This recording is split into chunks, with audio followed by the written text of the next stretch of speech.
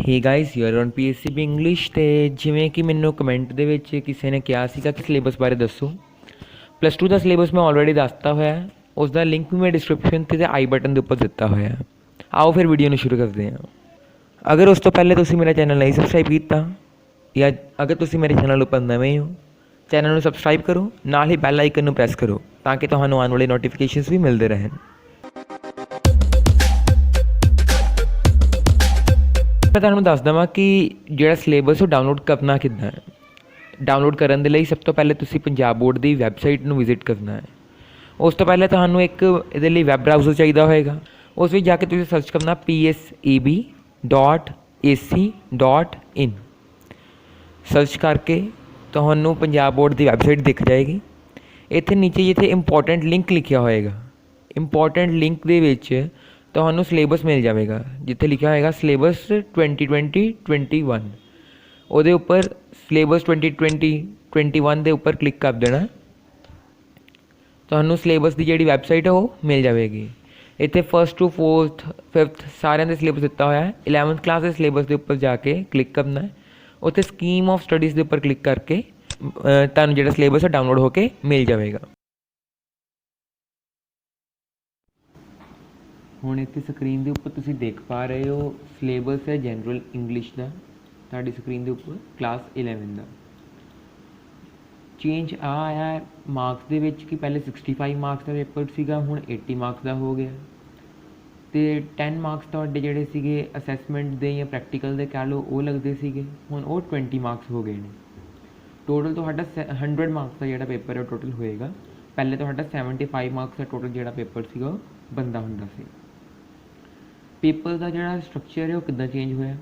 Section ਏ ਵਿੱਚ section ਏ 16 marks ਦਾ ਹੈ। 16 marks ਦੇ ਵਿੱਚ ਤੁਹਾਨੂੰ ਪੈਸੇਜਿਸ ਆਉਣਗੇ, ਰੀਡਿੰਗ ਕੰਪਰੀਹੈਂਸ਼ਨ ਆਏਗਾ। ਉਸ ਦੇ ਵਿੱਚ ਤੁਹਾਨੂੰ 2 ਪੈਸੇਜਿਸ ਮਿਲਣਗੇ।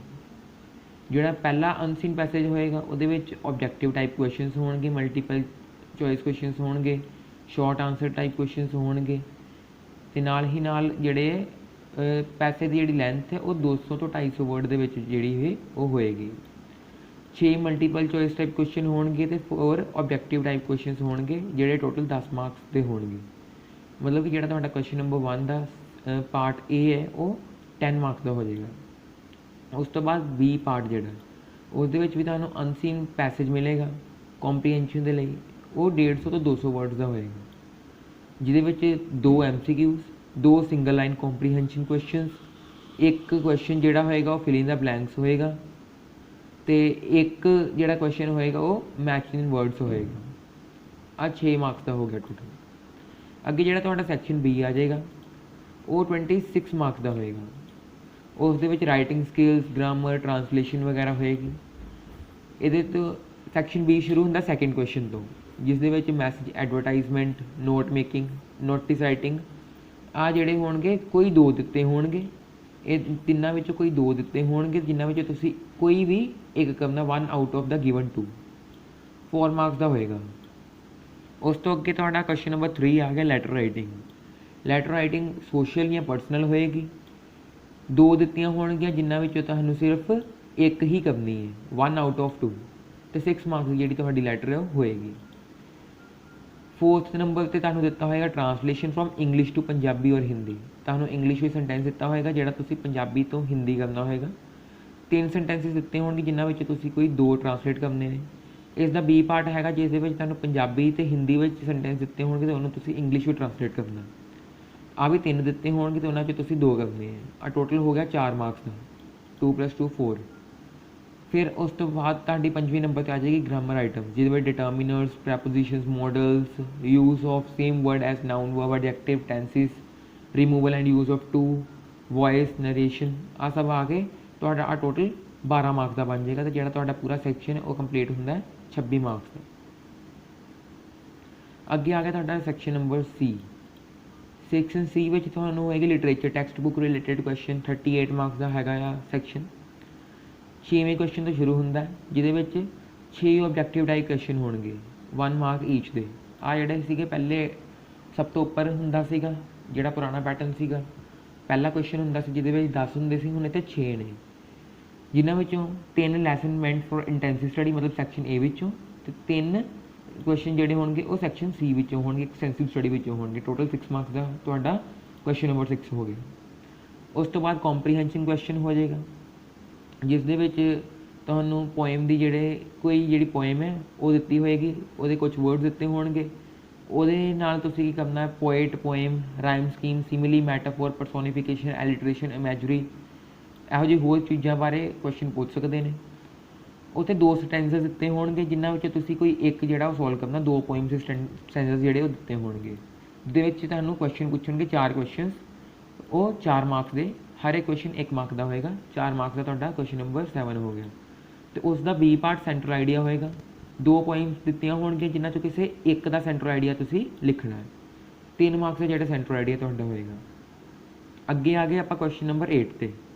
ਇਸ ਦੇ ਵਿੱਚ ਤੁਹਾਨੂੰ 5 ਸ਼ਾਰਟ ਆਨਸਰ ਟਾਈਪ ਕੁਐਸਚਨ ਦਿੱਤੇ ਹੋਣਗੇ, ਜਿਨ੍ਹਾਂ 'ਚੋਂ ਤੁਸੀਂ ਕੋਈ 3 ਕਰਨੇ ਨੇ, ਮਤਲਬ ਕਿ 5 ਵਿੱਚੋਂ ਤੁਸੀਂ 3 ਕਰਨੇ ਨੇ ਸ਼ਾਰਟ ਆਨਸਰ ਟਾਈਪ ਕੁਐਸਚਨਸ। ਅਤੇ ਇਹਨਾਂ ਦੇ ਜਿਹੜੇ ਆਨਸਰ ਨੂੰ 40 ਤੋਂ 50 ਵਰਡਸ ਦੇ ਵਿੱਚ ਜਿਹੜੇ ਤੁਸੀਂ ਦੇਣੇ ਨੇ। ਸੈਕਸ਼ਨ ਏ ਵਿੱਚੋਂ ਇੰਟੈਂਸਿਵ ਸਟੱਡੀ ਵਿੱਚੋਂ 8 ਕੁਐਸਚਨ ਹੋਏਗਾ 6 ਮਾਰਕਸ ਦਾ। ਉਸ ਤੋਂ ਬਾਅਦ ਆ ਗਿਆ ਤੁਹਾਡਾ ਕੁਐਸਚਨ ਨੰਬਰ 9, ਜਿਸ ਦੇ ਵਿੱਚ ਤੁਹਾਨੂੰ 2 ਕੁਐਸਚਨ ਕਰਨੇ ਨੇ। 4 ਕੁਐਸਚਨ ਦਿੱਤੇ ਹੋਣਗੇ, ਜਿਨ੍ਹਾਂ 'ਚ ਤੁਸੀਂ ਕੋਈ 2 ਕਰਨੇ ਨੇ। ਸ਼ਾਰਟ ਆਨਸਰ ਟਾਈਪ ਕੁਐਸਚਨਸ ਨੇ, 40 ਤੋਂ 50 ਵਰਡਸ ਦੇ ਵਿੱਚ ਹੀ ਤੁਸੀਂ ਇਸ ਦਾ ਆਨਸਰ ਦੇਣਾ। ਪਰ ਸੈਕਸ਼ਨ ਸੀ ਵਿੱਚੋਂ ਹੋਣਗੇ, ਐਕਸਟੈਂਸਿਵ ਸਟੱਡੀ ਵਿੱਚੋਂ ਹੋਣਗੇ। ਹਰ ਇੱਕ ਕੁਐਸਚਨ 2 ਮਾਰਕਸ ਦਾ ਅਤੇ 4 ਮਾਰਕਸ ਦਾ ਤੁਹਾਡਾ ਜਿਹੜਾ ਕੁਐਸਚਨ ਨੰਬਰ 9 ਹੋਵੇਗਾ। ਉਸ ਤੋਂ ਬਾਅਦ ਆ ਗਿਆ ਕੁਐਸਚਨ ਨੰਬਰ 10, ਲੌਂਗ ਆਨਸਰ ਟਾਈਪ ਕੁਐਸਚਨਸ ਹੋਣਗੇ, ਜਿਸ ਦੇ ਵਿੱਚ ਤੁਹਾਨੂੰ ਕੋਈ ਥੀਮ, ਇੰਸੀਡੈਂਟ, ਕੰਟੈਂਟ, ਕਰੈਕਟਰ ਵਗੈਰਾ ਪੁੱਛ ਲੈਣਗੇ। 100 ਤੋਂ 120 ਵਰਡਸ ਦੇ ਵਿੱਚ ਤੁਹਾਨੂੰ ਜਿਹੜਾ ਇਹਦਾ ਆਨਸਰ ਦੇਣਾ ਪਏਗਾ। 100 ਤੋਂ 120 ਵਰਡਸ ਦੇ ਵਿੱਚ ਜਿਹੜਾ ਤੁਹਾਨੂੰ ਦੇਣਾ ਪਏਗਾ ਇਹਦਾ ਆਨਸਰ। ਸੈਕਸ਼ਨ ਏ ਇੰਟੈਂਸਿਵ ਸਟੱਡੀ ਵਿੱਚੋਂ ਹੀ ਲੌਂਗ ਆਨਸਰ ਟਾਈਪ ਕੁਐਸਚਨਸ ਆਉਣਗੇ 10th ਨੰਬਰ 'ਤੇ। 5 ਮਾਰਕਸ ਦਾ ਲੌਂਗ ਆਨਸਰ ਟਾਈਪ ਕੁਐਸਚਨ ਹੋਏਗਾ। ਉਸ ਤੋਂ ਬਾਅਦ 11th ਲੌਂਗ ਆਨਸਰ ਟਾਈਪ ਕੁਐਸਚਨ ਹੋਏਗਾ, ਉਹ ਵੀ ਇੱਕੋ ਹੀ ਹੋਏਗਾ। 100 ਤੋਂ 120 ਵਰਡ ਦੇ ਵਿੱਚ ਹੀ ਇਸ ਦਾ ਆਨਸਰ ਦੇਣਾ ਹੋਏਗਾ। ਲੈਸਨ ਆਫ ਐਕਸਟੈਂਸਿਵ ਸਟੱਡੀ ਵਿੱਚੋਂ ਆਏਗਾ, ਮਤਲਬ ਸੈਕਸ਼ਨ ਸੀ ਵਿੱਚੋਂ ਆਏਗਾ। ਇਸ ਦੇ ਵਿੱਚ ਵੀ ਕਰੈਕਟਰ, ਇੰਸੀਡੈਂਟ ਜਾਂ ਥੀਮ ਵਗੈਰਾ ਪੁੱਛੀ ਜਾਏਗੀ। ਇੰਟਰਨਲ ਚੋਇਸ ਹੋਏਗੀ ਦੋਵਾਂ ਕੁਐਸਚਨ ਦੇ ਵਿੱਚ। 2 ਕੁਐਸਚਨ ਦਿੱਤੇ ਹੋਣਗੇ, ਜਿਨ੍ਹਾਂ 'ਚ ਤੁਸੀਂ ਕੋਈ ਇੱਕ ਕਰਨਾ ਹੈ। ਔਰ ਲਿਖਿਆ ਹੋਏਗਾ ਉਹਦੇ ਵਿੱਚ, ਪਹਿਲਾ ਕੁਐਸਚਨ ਦੇ ਕੇ ਥੱਲੇ ਔਰ ਲਿਖ ਕੇ ਫਿਰ ਦੂਸਰਾ ਕੁਐਸਚਨ ਦਿੱਤਾ ਹੋਏਗਾ, ਜਿਨ੍ਹਾਂ 'ਚ ਤੁਸੀਂ ਕੋਈ ਇੱਕ ਕਰਨਾ ਹੋਏਗਾ। 10th ਨੰਬਰ 'ਤੇ ਵੀ 11th ਨੰਬਰ 'ਤੇ ਵੀ। ਬੱਚੇ ਗਲਤੀ ਕਰ ਜਾਂਦੇ ਨੇ ਕਿ ਦੋਵਾਂ ਵਿੱਚ ਕਈ 2-2 ਘਰ ਆਉਂਦੇ ਨੇ, ਜਾਂ ਕਈ ਕੀ ਕਰਦੇ ਨੇ ਕਿ ਦੋਵੇਂ ਇੱਕੋ ਕੁਐਸਚਨ 'ਤੇ ਕਰ ਦਿੰਦੇ ਨੇ, ਦੂਸਰੇ ਕੁਐਸਚਨ 'ਤੇ ਛੱਡ ਦਿੰਦੇ ਨੇ। ਪਰ ਨਹੀਂ, ਇੱਥੇ ਇੰਟਰਨਲ ਚੋਇਸ ਦਿੱਤੀ ਹੋਏਗੀ ਦੋਵਾਂ ਕੁਐਸਚਨਸ ਦੇ ਵਿੱਚ। 10th ਦੀ ਆਪਣੀ ਹੋਏਗੀ, 11th ਦੀ ਆਪਣੀ ਹੋਏਗੀ। ਉਹ ਇੰਟਰਨਲ ਚੋਇਸ ਨੂੰ ਤੁਸੀਂ ਮੱਦੇਨਜ਼ਰ ਰੱਖਦੇ ਹੋਏ ਉਹਨਾਂ 'ਚੋਂ ਇੱਕ ਕੁਐਸਚਨ ਚੂਜ਼ ਕਰਕੇ ਉਹ ਲਿਖਣਾ ਹੈ। ਉਸ ਤੋਂ ਬਾਅਦ ਆ ਗਿਆ ਤੁਹਾਡਾ 12th 'ਤੇ ਹੈਗਾ ਗੁੱਡ ਹੈਂਡ ਰਾਈਟਿੰਗ ਦੇ ਮਾਰਕਸ ਤੁਹਾਨੂੰ ਮਿਲਣਗੇ 5 ਨੰਬਰ। ਐਤਕੀ 5 ਮਾਰਕਸ ਉਹਨਾਂ ਨੇ ਐਡ ਕੀਤੇ ਨੇ ਗੁੱਡ ਹੈਂਡ ਰਾਈਟਿੰਗ ਦੇ। ਜਿਨ੍ਹਾਂ ਦੀ ਹੈਂਡ ਰਾਈਟਿੰਗ ਅੱਛੀ ਹੈ ਉਹਨਾਂ ਲਈ ਚੰਗਾ ਮੌਕਾ ਹੈ ਅੱਛੇ ਨੰਬਰ ਲੈ ਕੇ ਆਉਣ ਦਾ। ਜਿਨ੍ਹਾਂ ਦੀ ਰਾਈਟਿੰਗ ਠੀਕ ਠਾਕ ਹੈ ਜਾਂ ਉਹਨਾਂ ਨੂੰ ਆਪ ਲੱਗਦਾ ਕਿ ਉਹਨਾਂ ਦੀ ਰਾਈਟਿੰਗ ਠੀਕ ਨਹੀਂ ਹੈਗੀ, ਉਹਨਾਂ ਕੋਲ ਜੇ ਕਾਫੀ ਵਕਤ ਪਿਆ ਕਿ ਉਹ ਆਪਣੀ ਹੈਂਡ ਰਾਈਟਿੰਗ 'ਤੇ ਥੋੜ੍ਹਾ ਜ਼ੋਰ ਦੇ ਕੇ ਅਤੇ ਹੈਂਡ ਰਾਈਟਿੰਗ ਨੂੰ ਸੁਧਾਰ ਲੈਣ, ਅਤੇ ਜਿਹੜੇ 5 ਮਾਰਕਸ ਨੇ ਉਹਨੂੰ ਗੇਨ ਕਰਨ ਦੀ ਪੂਰੀ ਕੋਸ਼ਿਸ਼ ਕਰਨ। ਉਸ ਤੋਂ ਬਾਅਦ ਆ ਗਿਆ listening and speaking skill based practical exam, ਜਿਹੜਾ ਤੁਹਾਡਾ ਹੋਏਗਾ 18 ਮਾਰਕਸ ਦਾ ਪ੍ਰੈਕਟੀਕਲ। 2020 ਤੋਂ ਹੀ ਸ਼ੁਰੂ ਹੋਇਆ ਸੀਗਾ ਪ੍ਰੈਕਟੀਕਲ ਐਗਜ਼ਾਮ। ਪਹਿਲੇ ਨਹੀਂ ਸੀ ਹੁੰਦਾ, ਪਰ ਹੁਣ ਹੋ ਗਿਆ, ਜਿਹਦੇ ਵਿੱਚ ਤੁਹਾਨੂੰ 10 ਨੰਬਰ ਦੀ ਲਿਸਨਿੰਗ ਆਏਗੀ ਅਤੇ 8 ਨੰਬਰ ਦੀ ਸਪੀਕਿੰਗ ਆਏਗੀ। ਟੋਟਲ ਤੁਹਾਡਾ 18 ਮਾਰਕਸ ਦਾ ਜਿਹੜਾ ਹੈ ਉਹ ਹੋਏਗਾ listening and speaking skill based practical exam. ਉਸ ਤੋਂ ਬਾਅਦ ਥੱਲੇ ਦਿੱਤਾ ਹੋਇਆ for the listening test student will be given a practice sheet containing 10 questions. They will answer all the 10 questions on the basis of an audio clip. Each question will carry 1 mark. 10 question ਦਿੱਤੇ ਹੋਣਗੇ, ਇੱਕ audio clip ਸੁਣਾਈ ਜਾਏਗੀ। Audio clip ਸੁਣਨ ਤੋਂ ਬਾਅਦ ਤੁਹਾਨੂੰ 10 ਦੇ 10 ਕੁਐਸਚਨ ਜਿਹੜੇ ਹੈ ਉਹ ਕਰਨੇ ਹੋਣਗੇ।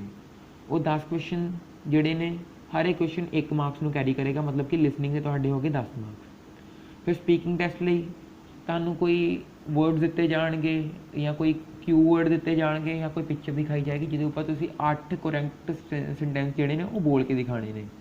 ਜਿਹੜਾ ਵੀ ਉੱਥੇ ਟੀਚਰ ਹੋਏਗਾ ਜਾਂ ਜਿਹੜਾ ਵੀ ਉੱਥੇ ਹੋਏਗਾ ਇਵੈਲੂਏਟਰ, ਉਹਨੂੰ ਤੁਸੀਂ 8 ਕਰੈਕਟ ਸੈਂਟੈਂਸ ਜਿਹੜੇ ਹੈ ਉਹ ਸੁਣਾਉਣੇ ਨੇ।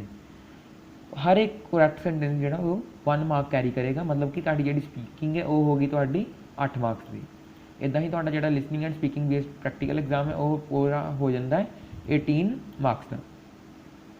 ਹੁਣ ਅਗਰ ਗੱਲ ਕਰੀਏ ਸਿਲੇਬਸ ਦੀ, ਤੁਹਾਡਾ ਜਿਹੜਾ ਸਿਲੇਬਸ ਹੈ ਉਸ ਦੇ ਵਿੱਚ ਸੈਕਸ਼ਨ ਏ ਜਿਹੜਾ ਹੈ ਲੈਸਨ ਫॉर ਇੰਟੈਂਸਿਵ ਸਟੱਡੀ, ਉਹਦੇ ਵਿੱਚ ਪਹਿਲਾ chapter gender bias, portrait of lady दूसरा चैप्टर, तीसरा लिबर्टी एंड डिसिप्लिन, चौथा अ प्रेजिडेंट स्पीक, पंजवां the earth is not ours, छेवां चैप्टर ਤੁਹਾਡਾ ਆ ਗਿਆ let's not forget the martyrs, water a true elixir, no time for fear. ਤੁਹਾਨੂੰ ਦੱਸ ਦਵਾਂ ਕਿ ਦੋ ਚੈਪਟਰ ਦੇ ਵਿੱਚੋਂ ਕੱਟ ਵੀ ਨੇ, ਐਤਕੀ ਨਹੀਂ ਆਣਗੇ, ਮੈਂ ਤੁਹਾਨੂੰ ਬਾਅਦ 'ਚ ਦੱਸ ਦਿੰਦਾ, ਥੱਲੇ ਵੀ ਲਿਖਿਆ ਹੈ ਉਹ ਦੋ ਚੈਪਟਰ ਬਾਰੇ। ਜਿਹੜਾ ਸੈਕਸ਼ਨ ਬੀ ਹੈ ਤੁਹਾਡਾ ਉਹ ਪੋਇਟਰੀ ਦਾ ਹੈ, ਉਹਦੇ ਵਿੱਚ ਪਹਿਲਾ ਹੈਗਾ line written in early spring, दूसरा मदर्स डे, फिर तीसरा Upagupta, confessions of a born spectator, little black boy, a thing of beauty is a joy forever एवर। आ 6 पोइम्स ਜਿਹੜੀਆਂ ਨੇ ਤੁਹਾਡੀਆਂ ਹੈਗੀਆਂ ਨੇ, ਪਹਿਲੇ 7 ਹੁੰਦੀਆਂ ਸੀਗੀਆਂ, ਇੱਕ ਵਿੱਚੋਂ ਕੱਟ ਹੋ ਗਈ ਹੈ। ਜਿਹੜਾ ਤੁਹਾਡਾ ਸੈਕਸ਼ਨ ਸੀ ਹੈ ਲੈਸਨਸ ਫॉर ਐਕਸਟੈਂਸਿਵ ਸਟੱਡੀ, ਉਸ ਦੇ ਵਿੱਚ ਜਿਹੜੇ ਚੈਪਟਰਸ ਨੇ ਉਹ 6 ਦੇ 6 ਹੀ ਨੇ, ਉਹਨਾਂ ਵਿੱਚੋਂ ਕੋਈ ਵੀ ਜਿਹੜਾ ਚੈਪਟਰ ਉਹ ਕੱਟ ਨਹੀਂ ਹੋਇਆ ਇਸ ਵਾਰੀ। ਜਿਹੜਾ ਉਸਦਾ ਪਹਿਲਾ ਚੈਪਟਰ ਹੈ ਐਨ ਐਸਟ੍ਰੋਲੋਜਿਸਟ ਡੇ, ਦੂਸਰਾ ਟਾਈਗਰ ਇਨ ਦ ਟਨਲ, ਸਪੈਰੋਸ, मॉडर्न मिलेनियर, पंच परमेश्वर, द पेजेंट ब्रेड, 6 ਦੇ 6 ਚੈਪਟਰ ਉੱਦਾਂ ਦੇ ਉੱਦਾਂ ਹੀ ਹਨ।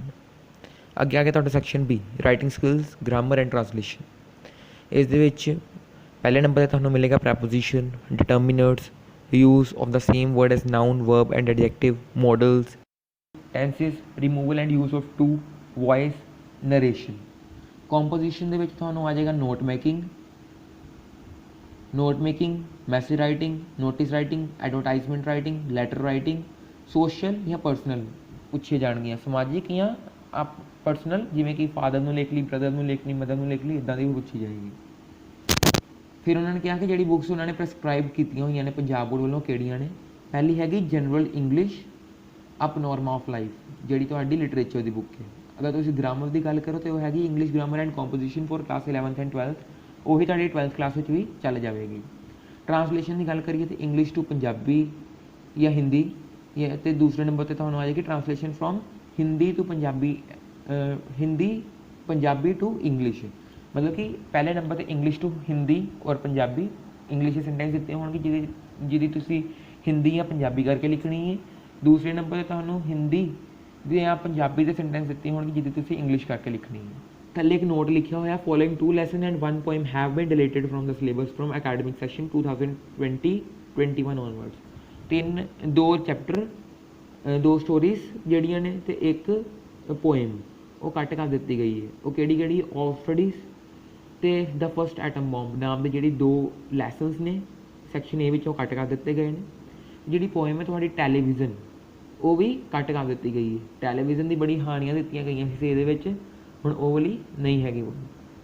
ਹੁਣ ਜਿਹੜਾ ਆਹ ਸਿਲੇਬਸ ਹੈ ਇਸ ਦੇ ਅਕੋਰਡਿੰਗ ਹੀ ਆਪਾਂ ਸਾਰੀ ਵੀਡੀਓਜ਼ ਦੇ ਇਸੇ ਸਿਲੇਬਸ ਦੇ ਅਕੋਰਡਿੰਗ ਹੀ ਅਸੀਂ ਆਪਣੀ ਵੀਡੀਓਜ਼ ਦੇ ਵਿੱਚ ਵੀ ਚੱਲ ਰਹੇ ਹਾਂ। ਸਾਡੀ ਵੀਡੀਓਜ਼ ਨੂੰ ਫੋਲੋ ਕਰਕੇ ਤੁਸੀਂ ਆਪਣੇ ਸਿਲੇਬਸ ਨੂੰ ਵਧੀਆ ਤਰ੍ਹਾਂ ਕਵਰ ਕਰ ਸਕਦੇ ਹੋ। ਨਾਲ ਹੀ ਨਾਲ ਜਦੋਂ ਤੁਸੀਂ ਸਾਡੀ ਵੀਡੀਓਜ਼ ਨੂੰ ਦੇਖੋਗੇ ਤਾਂ ਮੈਨੂੰ ਪੂਰੀ ਉਮੀਦ ਹੈ ਕਿ ਤੁਹਾਨੂੰ ਜਿਹੜਾ ਪੂਰਾ ਦਾ ਪੂਰਾ ਚੈਪਟਰ ਹੈ ਉਹ ਇੱਕੋ ਵਾਰੀ ਦੇ ਵਿੱਚ ਹੀ ਕਲੀਅਰ ਹੋ ਜਾਏਗਾ। ਤੁਹਾਨੂੰ ਦੂਸਰੀ ਕੋਈ ਵੀਡੀਓ ਦੇਖਣ ਦੀ ਜ਼ਰੂਰਤ ਹੀ ਨਹੀਂ ਪਏਗੀ।